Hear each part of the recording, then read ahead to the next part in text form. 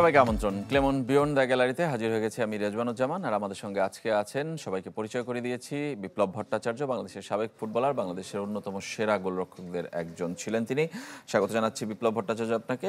আমরা কথা বলবো বাংলাদেশের ফুটবল জোয়ার নিয়ে, তবে সেই ফুটবল জোয়ারের বিপরীতে কিন্তু আসলে আলোচনা কিংবা সমালোচনা কিংবা দাবি উঠছে যে কোচ হাভিয়ের কাবরেরাকে সরিয়ে দেওয়ার জন্য, এবং সেই আন্দোলনে আসলে বিপ্লব ভট্টাচার্যের অবস্থান কি আমরা জানবো। আপনারাও চাইলে অংশ নিতে পারেন, আমাদের এই আয়োজনে ফোন করতে হবে স্ক্রিনে দেখানো নম্বরগুলোতে।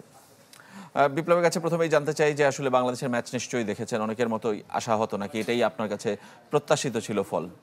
প্রথমে আমি ধন্যবাদ জানাই আমাদের প্লেয়ারদের, যে কামব্যাক করা, যে একটা টিম যখন 3-1 গোলে পিছিয়ে থাকে আবার 3-3 গোলে ড্র হয়, তো এই জায়গায় আমাদের প্লেয়াররা কিন্তু অসাধারণ পারফর্ম করেই ফিরেছে।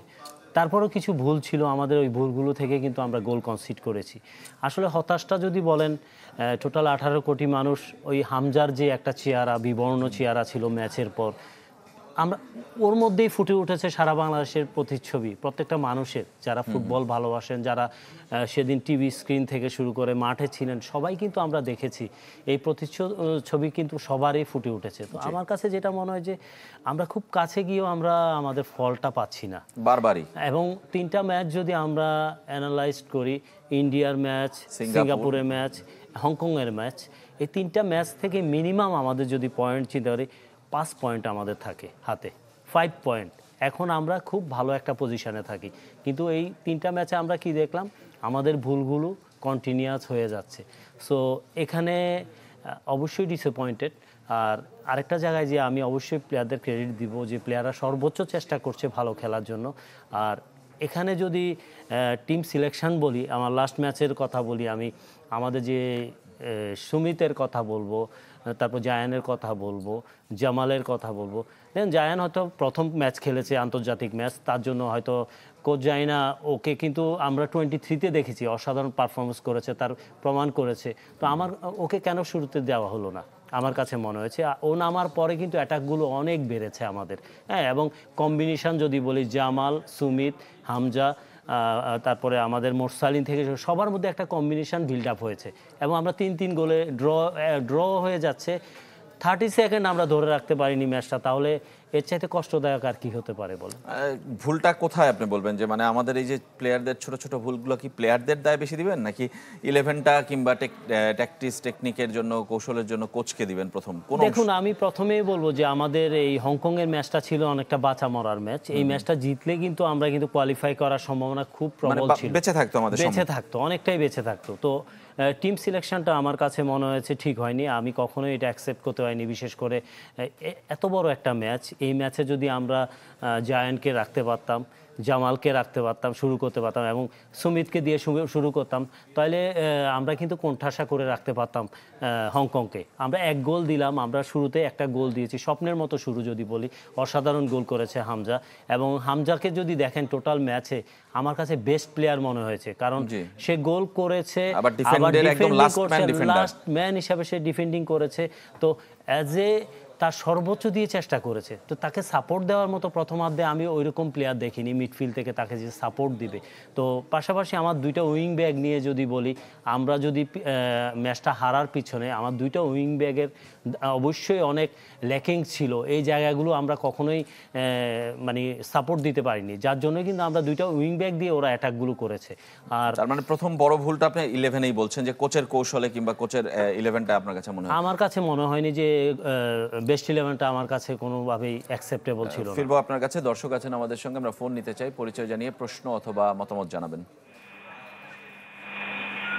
হ্যালো। আমি চাঁপাইনবাবগঞ্জ থেকে জীবন বলছিলাম। জি বলেন। আমার প্রশ্ন ছিল যে আমাদের গোলরক্ষকের সামর্থ্যটা কত? আমাদের সামর্থ্যটা কত? গোলরক্ষকের বুঝিনি, আরেকবার বলবেন কাইন্ডলি। সামর্থ্য বুঝলাম না, আরেকবার একটু বলবেন প্রশ্নটি। গোলরক্ষকের আমরা বুঝতে পারিনি আপনার প্রশ্নটি, সেই কারণে গোলরক্ষক নিয়ে কথা বলবো আমরা, কিন্তু গোলরক্ষকের কি জানতে চাইছেন আমি স্পষ্ট বুঝতে পারিনি। যেটা আমরা ছিলাম যে কোচের কৌশল, আপনি তো এই কোচের সঙ্গে কাজ করেছেন, আপনি ছিলেন নিজে গোলরক্ষক কোচ হাভিয়ের কাবরেরার সাথে, তার আসলে শক্তি দুর্বলতা ভালো মন্দ সবগুলোই আপনার জানা, আমরা হয়তো বা বাইরে থেকে কম জানি কিংবা দেখি কম। তিনি কি আসলে এরকমই, মানে তিনি নিজের সিদ্ধান্তেই অটল থাকে?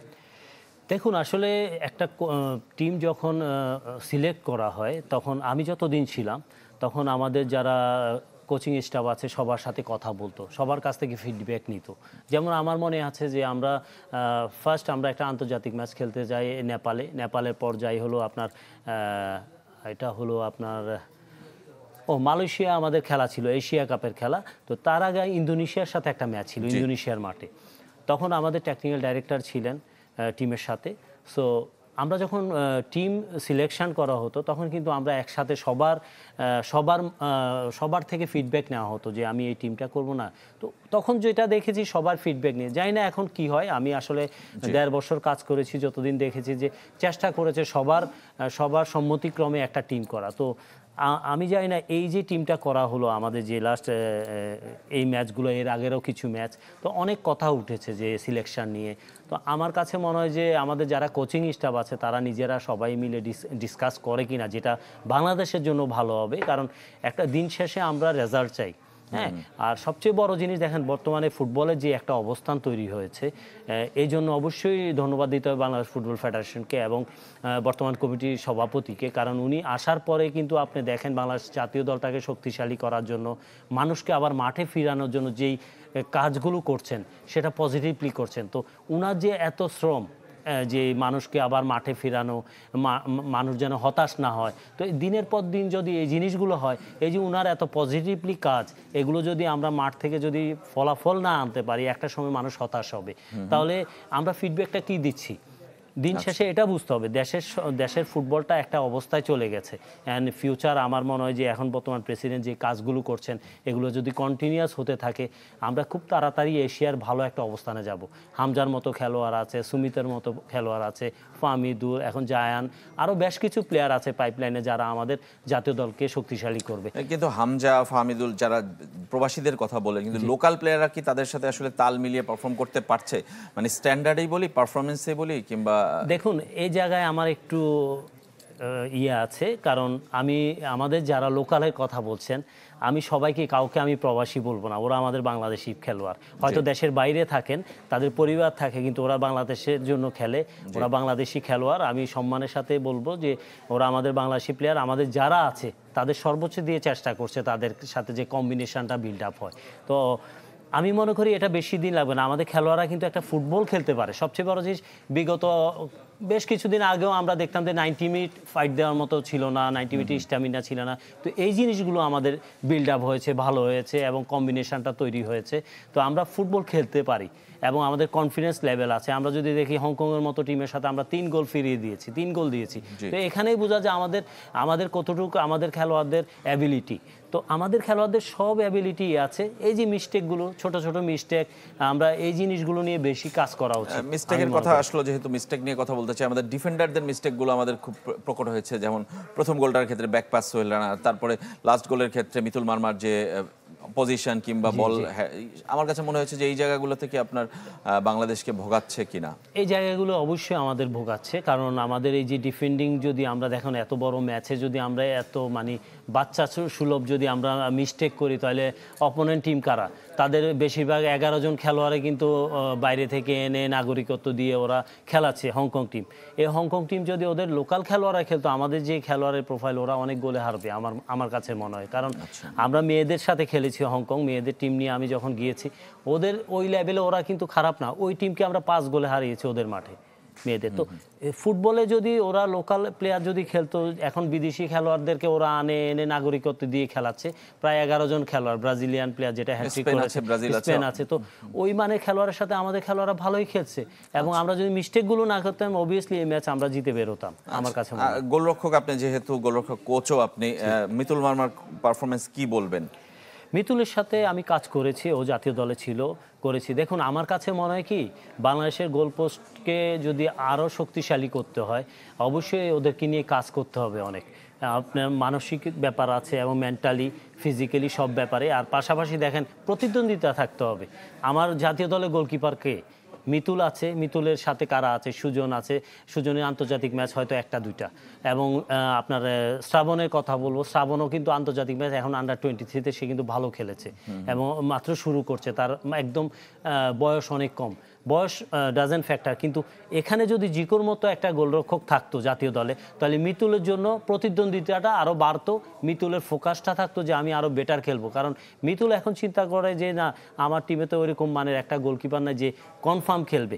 কারণ আপনি যদি দিন শেষে চিন্তা করেন, হাভিয়ার কাবরেরা কিন্তু চোখ বন্ধ করেই চিন্তা করবে যে আমি মিতুলকে খেলাবো, ডিউ টু তার প্রিভিয়াস পারফরমেন্স আগে থেকে একটা ডিসাইড করা থাকে মনে হয়। যে কারণ হলো আপনি যদি দেখেন যে মিতুলের পারফরমেন্স, লাস্ট পারফরমেন্স ভালো, মিতুলের অ্যাবসেন্সে আমরা গোল পোস্টকে কে ভরসা দিবে যদি আন্তর্জাতিকভাবে আপনি চিন্তা করেন। আপনি জিকো, আমি 1.5 বছর ছিলাম জিকোর সাথে জিকোর খেলা দেখেছি। জিকো দক্ষিণ এশিয়ার সেরা গোলকিপার হয়েছে এবং এশিয়া কাপে তার পারফরমেন্স ছিল দেখার মতো, এবং ইন্দোনেশিয়ার মাঠে যেই ম্যাচ খেলেছে, আনবিলিভেবল ম্যাচ। তো এরপরে আসার পর যে কোনো একটা ইনসিডেন্টে তাকে বাইরে রাখা হয়েছে, এটা তো অনেকেই করেছে, তাহলে ওকে কেন ক্ষমা করবে না? তো আমার মতে গোলকিপার দেখেন, মনে করেন যে ওই ঘটনার প্রভাব এখনো রয়ে গেছে। আই ডোন্ট নো, যে কোচিং স্টাফরা জানে কারণ কেন তাকে ডাকবে না। হ্যাঁ, মিতুল হয়তো ক্লাব লেভেলে হয়তো ম্যাচ পাচ্ছে না, আমরা দেখছি, কিন্তু মিতুলকে কে ট্রেনিং করাচ্ছে? বাংলাদেশের সেরা গোলরক্ষক কোচ নয়ন, বসুন্ধরার মতো দলের গোলকিপার কোচ নয়ন কাজ করছে মিতুল এবং জিকো এবং শ্রাবণদেরকে নিয়ে। তাহলে আমি আর আমিনুল একসময় দুজনে এক টিমে খেলেছি, মুক্তিযোদ্ধায় খেলেছি, আমরা দুজন কিন্তু কম্পেয়ার, দুজনে যে খেলতাম সেই ভালো খেলতাম, কারণ আমাদের মধ্যে ডেডিকেশন ছিল কে ভালো খেলবো, আমরা একজন আরেকজনের বিট করে খেলার চেষ্টা করতাম। তো জিকো এবং আপনার শ্রাবণ দুজনে কিন্তু বসুন্ধরা আছে, যে কেউ খেলতে পারে, কিন্তু পারফরমেন্স, ট্রেনিং সবকিছু কিন্তু তার কোচ করাচ্ছে। কারণ আমরা জানি নয়ন বাংলাদেশের one of the best goalkeeper coach, তার আন্ডারে জিকো আছে, তাহলে জিকোকে কেন জাতীয় দলে সুযোগ দেওয়া হচ্ছে না? কেন, মানে এই প্রশ্নের উত্তর আপনার ব্যাখ্যাটাকে আমরা জানবো, কিন্তু তার আগে দর্শক আছেন আমাদের সঙ্গে, একটা ফোন নিতে চাই, পরিচয় জানিয়ে প্রশ্ন অথবা মতামত জানাবেন। হ্যালো। আসসালামু আলাইকুম। ওয়ালাইকুম আসসালাম। ধন্যবাদ, আপনারা আসলে এত সুন্দর একটা অনুষ্ঠান আয়োজন করেছেন। আমি দেখতেছিলাম আমাদের ঐতিহ্যশা একজন গোলকিপার রয়েছেন। জি, আমার পরিচয়টা আমি দিতে চাই। আমি মাসুদ পারভেজ, একসময় বিকেএসপিতে ছিলাম। জি, আমি অনূর্ধ্ব 19 জাতীয় ফুটবলও খেলেছি, প্রথম বিভাগও খেলেছি। আমার পরিচয়টা পরে দেই, কিন্তু সেটা না, আমার কাছে একটা জিনিস সবসময় কেমন যেন আবছা ধোকার মতন আমরা খাচ্ছি, ধোকার মতন খাচ্ছি, এরকম যে আমরা মাত্র 2-3টা প্লেয়ারকে বেসিস করে আমরা টপ 11টা সাজাচ্ছি, যেরকম জিয়ান, হামজা, জায়ানের মতন প্লেয়ারদেরকে নিয়ে।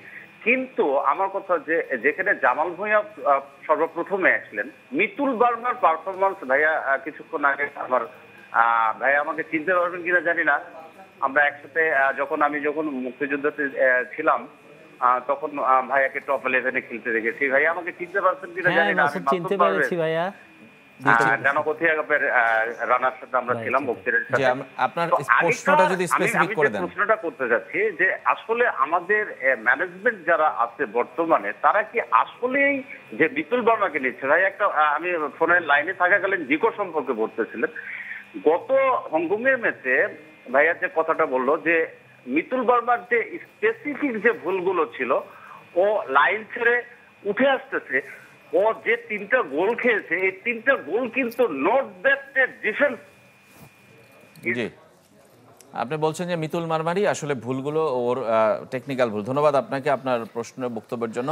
আমরা বিপ্লব ভট্টাচার্যের উত্তরটা জানবো যে কেন আনিসুর রহমান জিকো নেই, আপনার কি মনে হয়, এবং মিতুল মারমার ভুলগুলো নিয়েও যে তাকে কি আসলে এখনই জাতীয় দলে ধারাবাহিকভাবে খেলানো উচিত কিনা, আর হাভিয়ার কাবরেরার ভবিষ্যৎ কি, অনেকগুলো প্রশ্ন রেখেই আজকে বিরতিতে যাচ্ছি। ক্লেমন বিয়ন্ড দ্য গ্যালারিতে আমাদের সঙ্গেই থাকবেন। বিরতির পর আবারও ফিরে এলাম ক্লেমন বিয়ন্ড দ্য গ্যালারিতে। আমরা কথা বলছি বাংলাদেশের ফুটবল জোয়ার নিয়ে। আমাদের সঙ্গে আছেন বিপ্লব ভট্টাচার্য, সাবেক ফুটবলার, বাংলাদেশে একসময় সেরা গোলরক্ষক। বিপ্লব, বিরতির আগে প্রশ্ন ছিল যে আসলে হাভিয়ার কাবরেরা বাংলাদেশে সবচেয়ে লংগেস্ট টাইম না হলেও লংগেস্ট টাইম অফ কোচ, 3 বছর টানা তিনি রয়েছেন, এবং বিদেশি কোচ এত টানা সময় বাংলাদেশে সাম্প্রতিক সময় আমাদের মনে পড়ে না। সুতরাং তার তো আসলে ভালো মন্দ দলের সবই জানা, ঠিক তেমনি তার আসলে ঠিক ভুলগুলো ফুটবল ফেডারেশনের সবার জানা। হংকং ম্যাচের পর তাকে নিয়ে অনেক ধরনের কথা হচ্ছে যে তার আসলে কৌশলগুলো ঠিক কিনা, একাদশ গড়া নিয়ে আপনি নিজেই বললেন, সেগুলো নিয়ে অনেকেই অনেক প্রশ্ন করছেন। তার ভবিষ্যৎ আসলে কি, আপনার কি মনে হয়? দেখুন, আমাদের খেলা কিন্তু 14 তারিখে হংকংয়ের সাথে ফিরতি ম্যাচ, এরপরে ইন্ডিয়ার সাথে আমাদের ঢাকায় 18 তারিখে খেলা। সো 2টা ম্যাচ আছে। আর এখন এসব নিয়ে ভাবার সময় নেই, কারণ একটা কোচকে এমন একটা সময় আমাদের এখন ফোকাস করা উচিত খেলা নিয়ে। সত্যি কথা যে এত আমরা স্বাভাবিক প্রেশার থাকবে, একটা প্রেশার নিয়ে খেলবে, আমাদের খেলোয়াড়দেরকে বেশি বেশি সাপোর্ট দেওয়া উচিত মেন্টালি। আর ক্যাবরেরার ব্যাপারটা টোটালি ডিসাইড করবে আমাদের ফুটবল ফেডারেশন এবং টেকনিক্যাল কমিটি আছে, ওনার সাথে একটা প্রফেশনাল কন্ট্রাক্ট আছে আমরা জানি। দেখুন, এর আগেও অনেকবার অনেক রকম ইনসিডেন্ট হয়েছে যে বিদেশি কোচ আনে, মাঝপথে আমরা বিদায় করে দিই, এটা দেশের ভাবমূর্তিরও ব্যাপার আছে। সো বর্তমান প্রেসিডেন্ট যিনি আছেন উনি দক্ষ এবং উনি সাবেক একজন খেলোয়াড়ও সবার আগে, তো উনি ভালো করে জানেন কি করতে হবে না হবে। তো আমরা অপেক্ষা করি অন্তত এই 2টা ম্যাচ পর্যন্ত দেখি। দেখুন, যা খারাপ হওয়ার হয়ে গেছে, এখন আগামীতে যেন অন্তত 2টা ম্যাচ যেন সম্মানজনক রেজাল্ট নিয়ে আমরা অন্তত দেশের মাঠে, আমি বিশেষ করে হংকং ম্যাচটা যদি আমরা ড্র করেও আসতে পারি এবং পাশাপাশি ঢাকার মাঠে যদি আমরা ইন্ডিয়াকে হারাতে পারি, এটা আমাদের জন্য অনেক বড় পাওয়া হবে, আমাদের সাপোর্টারদের জন্য অনেক বড় পাওয়া হবে। কারণ বাংলাদেশের মানুষ ফুটবলমুখী যেভাবে হয়েছে এবং ফুটবলমুখী করেছে ফুটবল ফেডারেশন, বর্তমান ফুটবল ফেডারেশনের কমিটি, তো ওদের ওই জন্য অন্তত প্রতিদান স্বরূপ অন্তত আমাদের দেশের মাঠে যদি ইন্ডিয়ার বিরুদ্ধে আমরা জিততে পারি, এটা আমাদের জন্য অনেক বড় পাওয়া হবে। আমরা একদমই শেষের দিকে যে গোলরক্ষকদের নিয়ে কথা বলছিলাম, যে গোলরক্ষক আনিসুর রহমান জিকো কেন বাদ, এটার কোনো ব্যাখ্যা কি আপনার কাছে মনে হয়? খালি কি একমাত্র ওই ঘটনার কারণেই? তার তো শাস্তি হয়েছে সে বিষয়েও। দেখুন, আমি জানি না, এটা কোচিং স্টাফ টোটালি এটা ভালো জানবেন, কারণ কোচিং স্টাফ কেন নিচ্ছেন না ওকে। কারণ আমি আগেও বলেছি, জিকো কিন্তু আছে বাংলাদেশের one of the best goalkeeper কোচের অধীনে, অতএব তার ফিটনেস নিয়ে আমার মনে হয় কোনো টেনশন করার কিছু নাই। আর ওর যে এক্সপিরিয়েন্স জাতীয় দলের হয়ে এবং আন্তর্জাতিক ম্যাচ, জিকোকে অবভিয়াসলি আমি অ্যাজ এ সাবেক ওর কোচ হিসাবেও বলবো যে অন্তত ফেডারেশন এবং কোচদের সুদৃষ্টি হোক, তাকে একটা সুযোগ দেওয়া হোক। কারণ আমাদের দেশের স্বার্থে আমরা কিন্তু একটা জিকো চাইলে 1-2 দিনে তৈরি করতে পারবো না, অনেক কষ্ট হয়েছে এই জিকোকে তৈরি করতে। তো আমার বিশ্বাস যে জিকোকে যদি আরেকটা সুযোগ দেওয়া হয়, তার যদি পারফরমেন্স না থাকে অবভিয়াসলি সে চলে যাবে, কিন্তু তাকে রাখা হলে কি হবে, খেলোয়াড়রাও সিরিয়াস হবে, গোলরক্ষকরাও সিরিয়াস হবে। কারণ আমার যদি প্রতিদ্বন্দ্বিতা না থাকে, তাহলে তো আমি আমার মতো করে যাব, আমি মিস্টেক করব, তারপর আমি খেলবো, এটা হতে পারে না আমি মনে করি। আচ্ছা, ধন্যবাদ আপনাকে বিপ্লব ভট্টাচার্য। আমাদের সময় শেষ, আজকের মতো এখানেই শেষ করতে হচ্ছে আমাদের আলোচনা। তবে বাংলাদেশের ফুটবল জোয়ার আরও বাড়বে যদি হংকংয়ের মাঠ থেকে একটা ভালো ফল নিয়ে বাংলাদেশ ফিরতে পারে, এবং বিপ্লব যেটা বলছিলেন যে ভারতকে ঘরের মাটিতে যদি হারাতে পারে, এই 2টো ম্যাচের দিকে তাকিয়ে পুরো বাংলাদেশ। সবাই ভালো থাকবেন, আজকের মতো এখানেই শেষ করছি।